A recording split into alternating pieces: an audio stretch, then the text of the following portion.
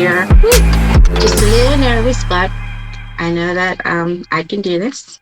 Yeah. So my my topic is faith is trust. Man. So um so it took me some time to figure out like what I can teach about what is something that I know I can share with everyone. So I was scared only because I began to think, oh my goodness, like I'm speaking to everybody at the covenant house on the Sabbath, and I'm premature at giving, the scriptures and talking about the people and the Basara and their stories, and I don't want to give out the wrong information. Um, and so I was like, I don't want to disappoint anyone. And when Sister Teresa had called me and asked me to do this, I wanted to be like, no, but like, yes, came out so fast. And I was like, what did I just get myself into?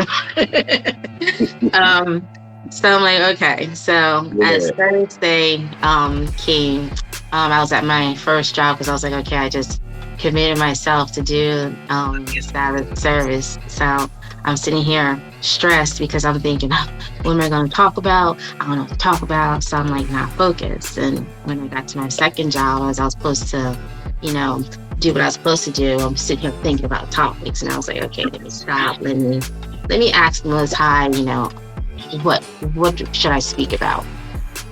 And so I'm asking him and I'm finishing.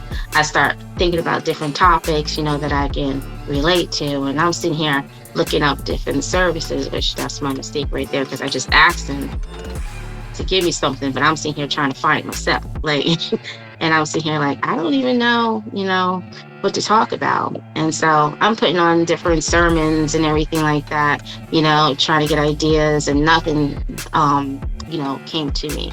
So I play them as a background noise as I'm cleaning because my first job, I teach at a school, but the second one I'm cleaning at a school, a different school.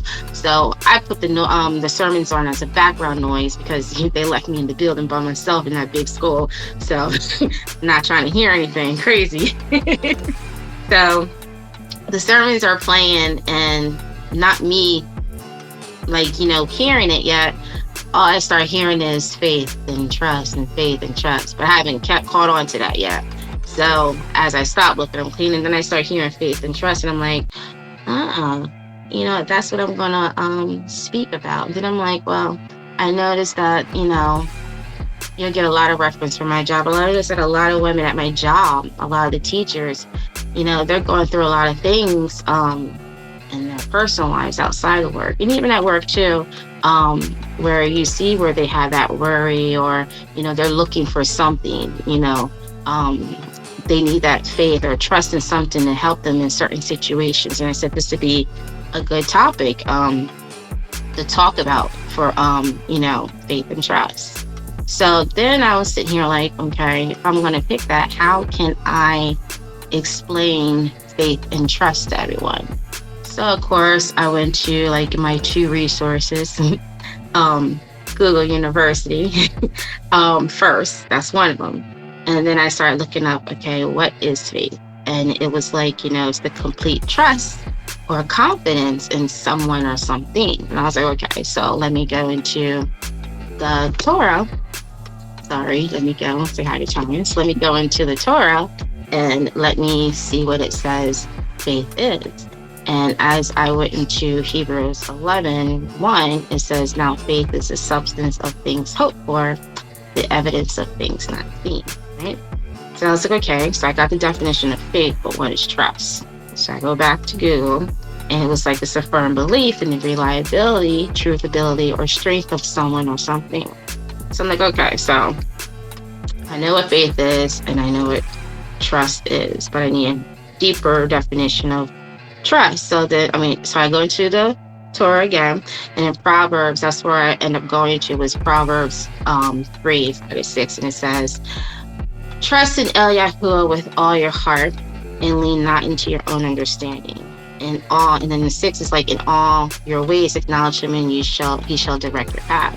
So I'm like, okay, so in order to have faith, I have to believe in someone or something. So I'm believing that Yahuwah, the trust in Yahuwah, to direct me into where I need to be. So I have to have faith that it's there, right? So I have to believe in him and trust in him and have faith that whatever it is that I need to be is there. So now we talk about faith and trust. When we talk about that, those are two words that go hand in hand. You know, they complete each other. You can't have one without the other. Those are two words that's easy to say, but it's hard to do. So many people will claim to have one, oh, I have faith, blah, blah, blah, but they'll like not have the other, right? So when people say they have faith, you know, oh, I have faith when they're looking for a new job or a new home, or they have to meet a deadline or anything like that to their convenience, you know, oh, I have faith that this is going to happen. Oh, I have faith that, you know, God's going to make a way, you know, or they say, oh, you just have to have a little faith, or you need faith the size of a mustard seed, you know, whatever they say, because that's what they need right now is to their convenience. But on the other hand, when it comes to trust, you know, they say, oh, I can't trust no one, or I'll do this by myself, or I'll watch my own, or it takes a lot for me to trust anyone. I'm like, okay, I get it. You know, a lot of people have experienced, you know, disappointment. They have relied on others, you know, and it went south, or they confided in someone and whatever they confided in ended up in other people's ears or their mouths. But did you trust in the Most High when you started trusting? Have they turned to him when they needed someone to trust? You gave the wrong people your trust. Your trust has been misused. So in Psalms 118:8, it says it's better to trust in Yahuwah than to confide in man. So when they trust people, their trust has been tarnished because they put their trust in man and they didn't put their trust in Yahuwah. Yes. Hallelujah. So it's funny because at work, I had a coworker that will always vent on her problems. Thomas, can you get it, Genesis? Vent on her problems, and she would say, oh, well, I pray and I pray and I pray, and I need things to happen. You know, my family is in a certain situation, and I'm asking, and I don't hear nothing, and I just need to get my family out of the situation. And I'm hearing her, and I'm like, okay. And I'm like, well, what is she doing? What is she doing? What is she giving to Yah? Is she sacrificing anything? Are you like, are you in the Word? Are you fasting? Are you giving your all to Yah? And if you're looking like Abraham, in Genesis 22:6, let me give you Genesis. Thank you, Thomas. Oh, you're already there. Thank you. Good little assistant here. And it says, and Abraham took the wood of the ascending smoking offering and laid it upon his son. And it took the fire in his hand and a knife, and they went both of them together. And I think it's just CHHA, that's his son's name, spoke unto Abraham, his father, and said, my father. And he said, here I am, my son. And he said, behold, the fire and the wood, but where is the lamb for the ascending smoke offering? And Abraham said, my son, Elohim will provide himself a lamb for the ascending smoke offering. So they went both of them together. And they came to the place where Elohim had told him of. And Abraham built an altar there and laid the wood in order and bound Yaakov, his son, and laid him on the altar upon the wood. And Abraham stretched forth his hand and took the knife to slay his son. And the angel of Yahuwah called unto him of the heavens and said, Abraham, Abraham, he said, here I am. And he said, lay not your hand upon the lad, neither do you nothing unto him. For now I know that your fear of Elohim, seeing you have not withheld your son for me. So as I'm reading that, I'm like, okay, Abraham, it was hard for him to try to sacrifice his son. That was the toughest decision for him to do. But he had to be obedient and follow Yah. His son's his baby, his creation, not his creation, but it's a part of him. And he had to let it go.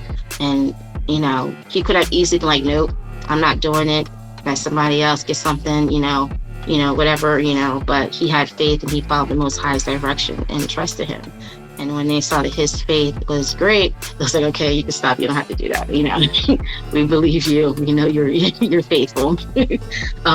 So, he was stopped.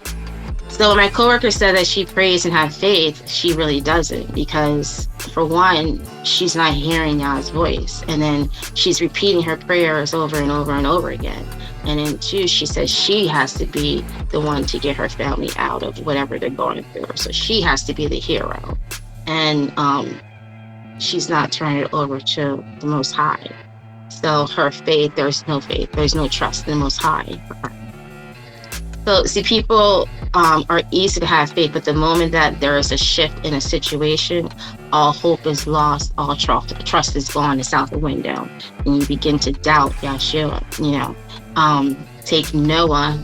Let me see, go to Genesis. Oh, all right, Thomas, you got it. Take Noah, who had to build the ark, right? So, he was, sad, his creation and everything that man is doing, it hurt him. And so he, in Genesis 6, it says, and Yahuwah repented that he had made man on the earth, and it grieved him at his heart. And Yahuwah said, I will destroy man whom I have created from the face of the earth, both man and beast and the creeping things and the fowls of the air, for I repent that I have made them. Where am I? Yep. And then it says, but Noah found grace in his eyes. So he asked Noah, build this ark, because I'm going to destroy all man. And Noah, again, could have been like, because sometimes when you're walking with the Most High, you may seem like a little crazy with people because they don't understand. Like, they don't understand your walk. They don't understand, what, your directions or anything. So Noah could have been like, I'm building this big boat in the middle of nowhere, a bunch of woods, and I gotta sit down and chop down all these gopher wood trees, and there's no sea nearby, there's no water nearby. So what does that look like? And then, like, when's the rain coming? So it's been far too long that he's had to endure being, laughed at by people in, the community. 120 years, I'm so sorry. So it's that long of a wait and trying to trust in him. A lot of people give up and they lose faith or trust. Like, it's not happening. I don't see nothing happening. There's no signs of anything coming. And like in Genesis 7, 4-5, it says, for yet 7 days, and I will cause it to rain upon the earth for 40 days and 40 nights, and everything living substance that I have made will I destroy off the face of the earth. And Noah did according to his Yah's command. So he followed his plan. He did everything, even though it took a long time and he didn't see anything yet. He followed like his little checklist that Yahuwah gave him. He did his project.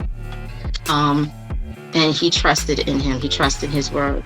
So when he completed his project and he did what he had to do, he get his little animal friends and try to get as many people as he could to come. Everybody laughed at him. They didn't believe him.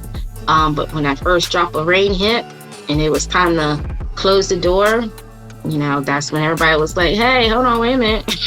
But, it's too late. Too late. But then he realized that Yahuwah kept his word. He didn't change his plan. He didn't do anything before it was time. He waited until Noah completed his part. Until Noah, did what he had to do.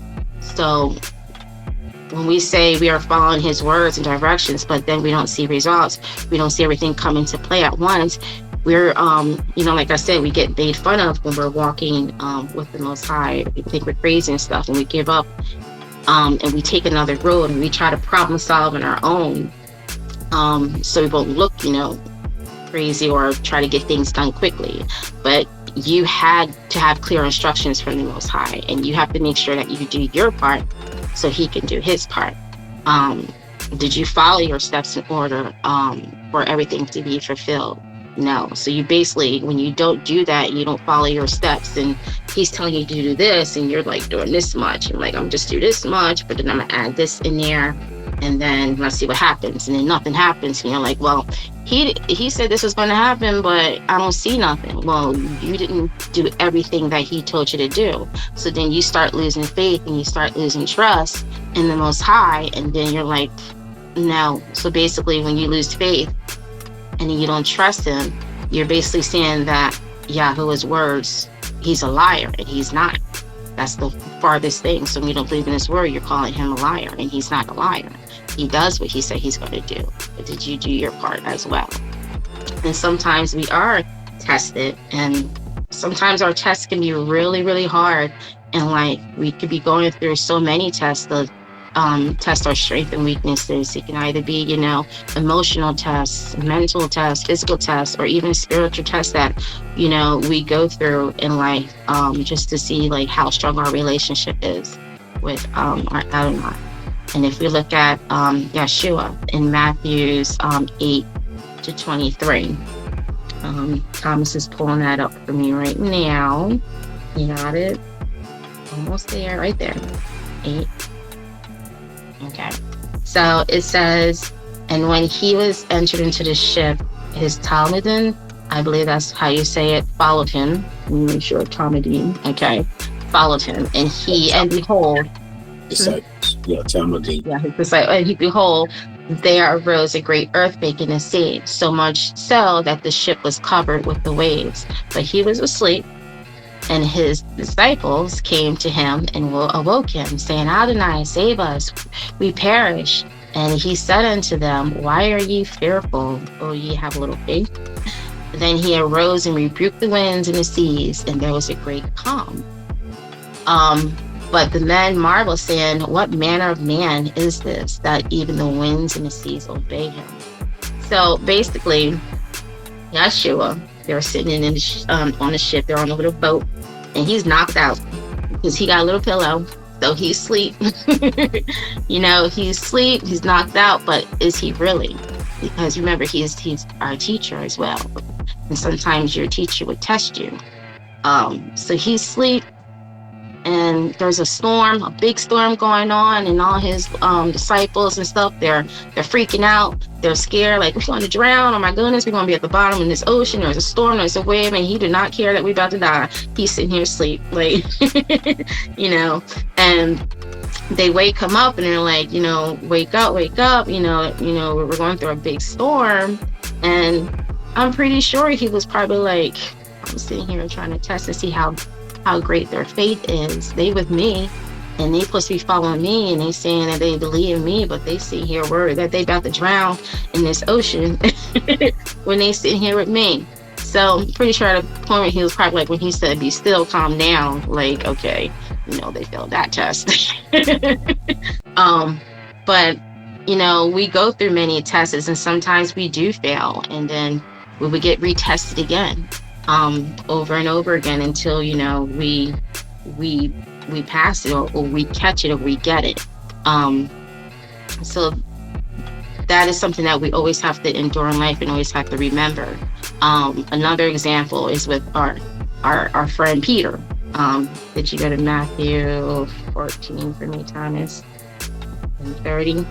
And yeah, right there. But when he saw the wind boisterous, he was afraid, and beginning to sink, and he cried, saying, Adonai, save me.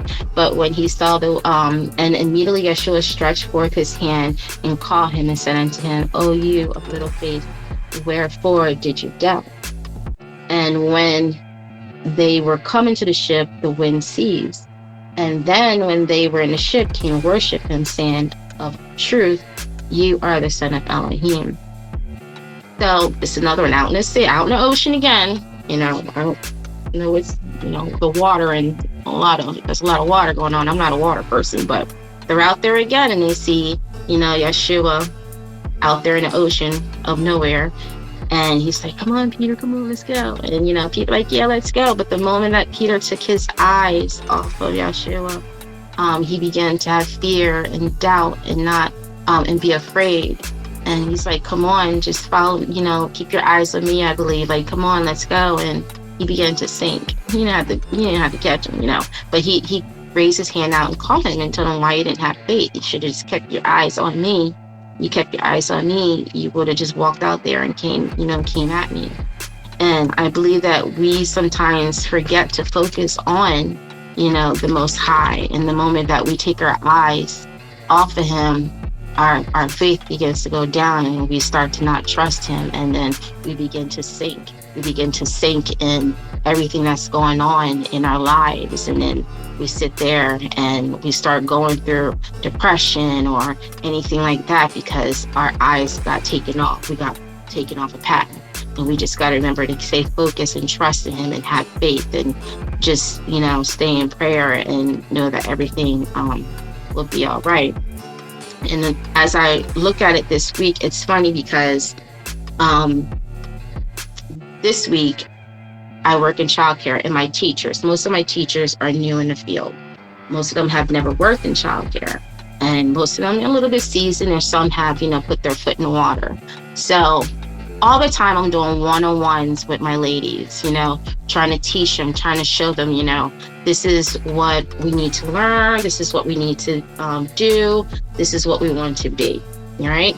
So I do one-on-ones, and I ask them all the time, what is it that you need from me? How can I help you? What can I give you? Just tell me and talk to me, And they always say, oh, I need that support. Or they say, oh, can I have this in my classroom? Maybe this will work better for me. Okay, we can try it. We can do it. Whatever you need, I'm there. Okay. You need me, I'm there. Call me. Hey, Miss Susan, blah, blah. I need you in my classroom. Oh, Miss Susan, I need this. I'm here to support you. I'm here to give you what you need, I just want to make you better, So a lot of teachers, they do it for a little bit and then they stop and they just do their own thing. And I come back like, that's not what we talked about. If you just do it how I told you to do it, I see that potential. Do it how I do it, you'll be good, And they're like, okay. And they try it for a little bit and then they stop because it's not working. And then they do their own thing. And I come back like, look, we already spoke about this. This is not how we do it. We tried a little bit, it's not working. Just do exactly how I tell you and you will be good.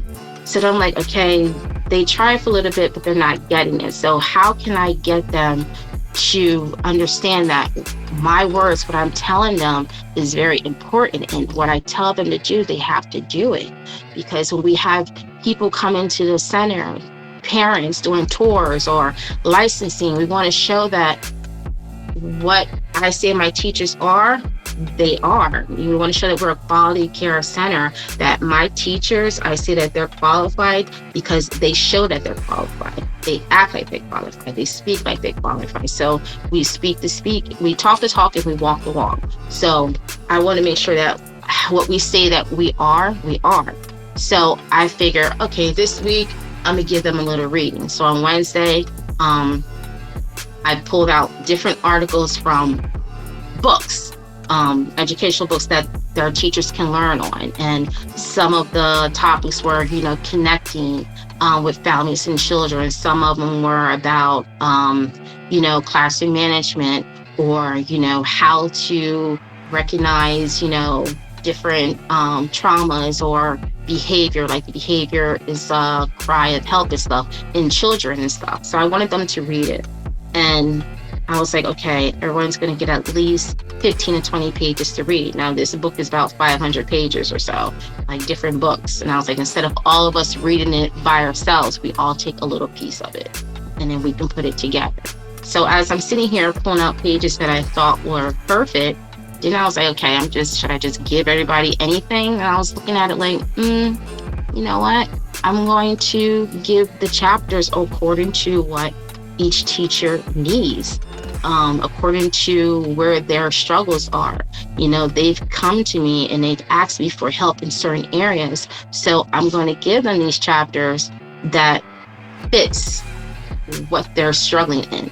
One may be struggling with connecting with their children. One may be struggling with, speaking to children with different tones and how to get on their level. So I gave them all special certain chapters. And as I'm giving it to them, some teachers were,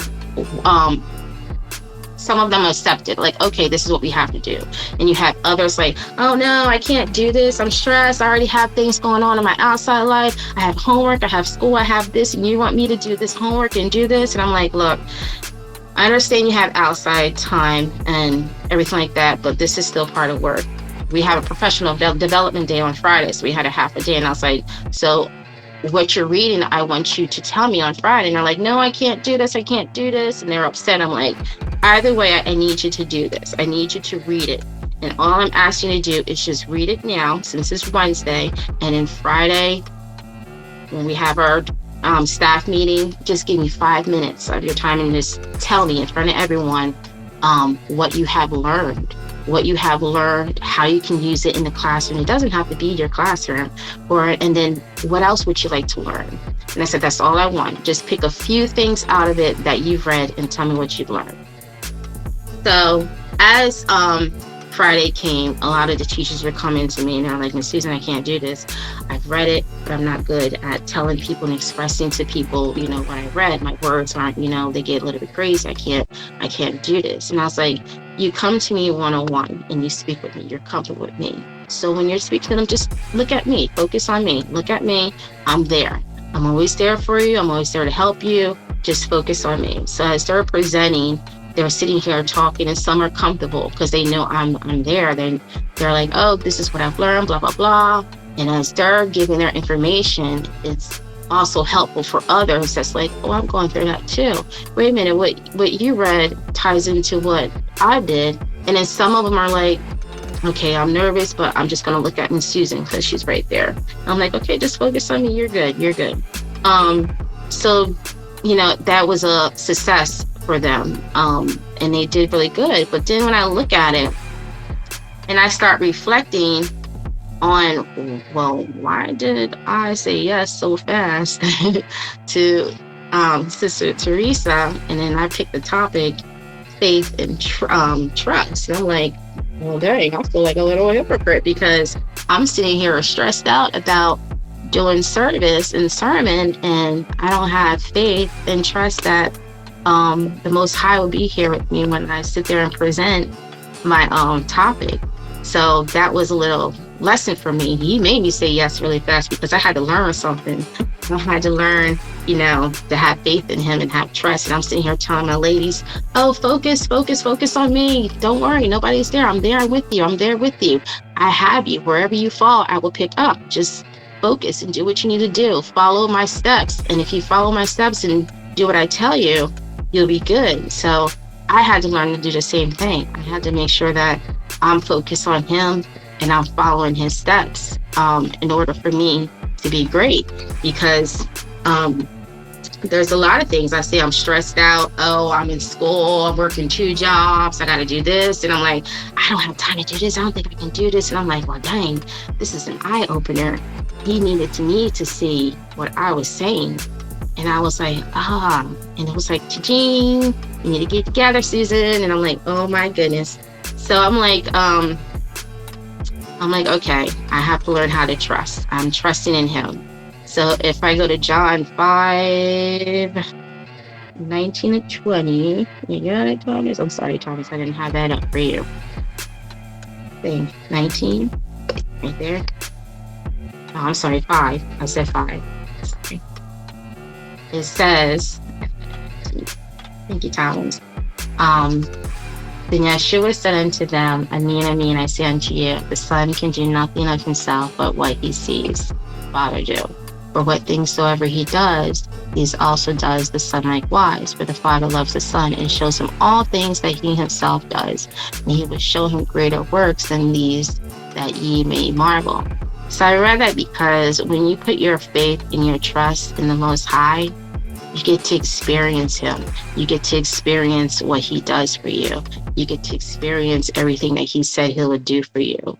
And even though the tests can be hard, but when you redo the test and you finally get it, you get the pass and you get to see everything that happens before your eyes because you trust in him, you believed in his word. And faith and trust is not like something you can just do. I'm just going to do it because I'm going to do it, blah, blah. You have to practice it. It's almost like a lifestyle. It's hard to practice, and sometimes it's hard for people to do. But I really feel like, and I ask everyone, just make sure you stay focused in him. Focus on the Elohim and just keep practicing and have faith in him, and everything will be good. That's what I got. It wasn't 45, but that's what I came up with. I'm done.